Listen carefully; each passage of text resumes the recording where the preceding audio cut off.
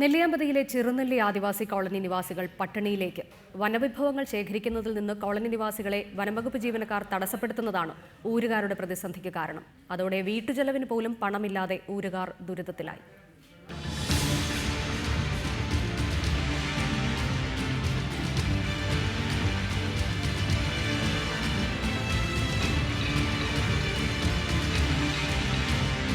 ചരക്കെടുത്ത് കൊണ്ടുപോകണ്ടെന്ന് പറഞ്ഞിട്ടാണ് അവർ ഫോറസ്റ്റുകാർ നിയമം, അവരുടെ നിയമം.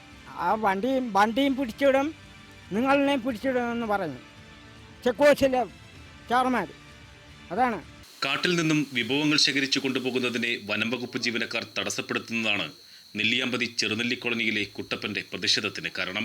ഏറെ കഷ്ടപ്പെട്ട് ശേഖരിച്ച വനവിഭവങ്ങൾ വിൽക്കാൻ കൊണ്ടുപോകുമ്പോൾ ചെക്ക് പോസ്റ്റിൽ തടയുകയാണെന്ന് ഇവർ പറയുന്നു. ഇതോടെ ഊരുകാരുടെ ഉപജീവന മാർഗം പ്രതിസന്ധിയിലായി. ഞങ്ങൾ വല്ല പുളിച്ചിക്കായോ വല്ല കുങ്കിലിയമോ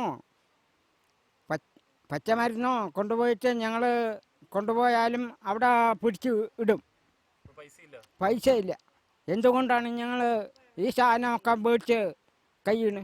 വനംവകുപ്പ് ജീവനക്കാരുടെ ഭീഷണി മൂലം ചെറുനെല്ലിയിലെ 10ഓളം കുടുംബങ്ങളാണ് വനവിഭവം ശേഖരിക്കാൻ കഴിയാതെ പ്രതിസന്ധിയിലായത്.